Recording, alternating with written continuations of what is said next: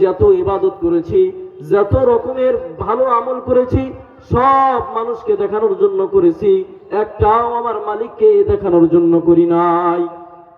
যেমন এই যে আমরা মাহফিল করতেছি আজকে, এই কেটিএস এর মাহফিল, এই মাহফিলগুলোতে অধিকাংশ মাহফিলগুলোতে 100-র মধ্যে 95% মাহফিলগুলোতে কালেকশন হয়।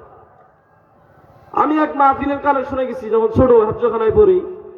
এই কালেকশনে যাওয়ার পরে এক লোকরে যায় বলছি যে মাহফিলের জন্য কিছু শরীক হন। বেড়ায় পোস্টার নিয়া বিসমিল্লাহির রহমানির রহিম থেকে নিয়ে ইন্তেজামিয়া কমিটি পর্যন্ত করছে। বিসমিল্লাহির রহমানির রহিম থেকে নিয়ে ইন্তেজামিয়া কমিটি পর্যন্ত পড়া পরে আধা ঘন্টা 5 মিনিট 20 মিনিট পরে আমার 5 টাকা বাইরে দেয়। এই যে আমার 5-10 মিনিট এখানে দাঁড় করে রাইখা পুরা পোস্টার তুই খতম দিয়া পরে 5 টাকা বাইর করে দেয় আর কয় যে হুজুর কতজন রে দিমু, দিতে দিতে জীবন শেষ। এই শীতের সিজন আইলে আইতেই থাকে, মানে এমন ভাবে কয় সব কানেকশন বোধহয় কাছ থেকেই নেয়। বেড়ায় দিল 5 টাকা, ইতিহাস পুরাটাই শোনাই দিল।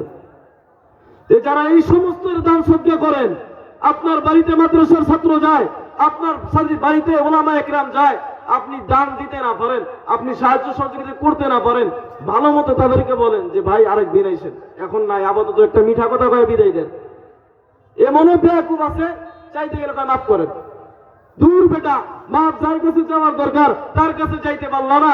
আমরা মাদ্রাসার কালেকশনের জন্য গেলাম, আমরা ঘরের কাজের জন্য গেলাম, মসজিদের কাজের জন্য গেলাম, আমাদের কাছে মাপ চাই না, আমরা মাফ করার কি? অতএব যে সমস্ত মানুষ দুনিয়ার মধ্যে এরকম করে বিভ্রান্তকর কথাবার্তা বলে, দুনিয়ার মধ্যে আল্লাহ এবং আল্লাহর রাসূলকে নিয়ে কথা বলে, যারা জাহান্নামের পথে অনবরত চলতেই থাকে, তারা বললে কিসের জান্নাত কিসের জাহান্নাম, এরা তো বিনা হিসাবে জাহান্নাম। আল্লাহ রাব্বুল আলামিন বলেন, আল্লাহ রাসূল সাল্লাল্লাহু আলাইহি ওয়াসাল্লাম বলেন যে কাল কিয়ামতের ময়দানে যারা নামাজের মধ্যে তাড়াহুড়া করে, যে সমস্ত মানুষ নামাজের মধ্যে তাড়াহুড়া করে, এদেরকে কাল কিয়ামতের ময়দানে ফিক্কে ফিক্কে জাহান্নামে দেওয়া হবে। চেঙ্গায় চেঙ্গায় ফিক দিয়া জাহান্নামে দিবে। তো সাহাবারা বললেন, যে সমস্ত মানুষ নামাজ পড়ে, যে সমস্ত মানুষ নামাজ পড়ে কিন্তু একটু তাড়াহুড়া করে, এদেরকেই যদি কাল কিয়ামতের ময়দানে ফেরেশতাদের মাধ্যমে নিক্ষেপ করে জাহান্নামের দিকে, যে যারা বেনামাজি নামাজি পড়ে না এদের কি করবে? যারা নামাজি পড়ে না এদের কি করবে?